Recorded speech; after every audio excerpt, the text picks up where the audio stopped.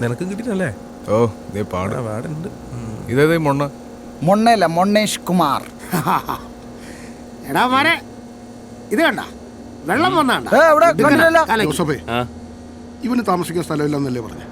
ഇവൻ ഇവിടെ നിന്നോട്ടെ. അതെ, അത് നന്നായി. അതിന് ഇവിടെ എവിടെയാ സ്ഥലം? സ്ഥലമൊക്കെ ഞാൻ ഉണ്ടാക്കി കൊടുത്തോളാം.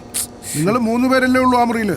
അവനവിടെ കിടന്നോളും. സൈദിക്ക് അതൊന്നും നടക്കൂലേ? നമ്മൾ 8 കൊല്ലമായിട്ട് ഒരുമിച്ച് താമസിക്കുന്ന. ആ, അതെന്താ പറ്റാത്ത? പറ്റൂല. നീ വാടക എന്നിട്ട് എത്ര കാലായി? അത് അല്ല, വാടക സൈദിക്ക, നമ്മള് തമ്മിൽ അങ്ങനെയൊക്കെ വേണോ?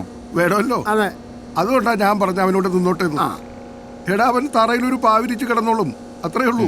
ജോസഫേട്ടാ, വല്ലാത്ത ചെയ്ത്തായിപ്പോട്ടെ അവനോട്.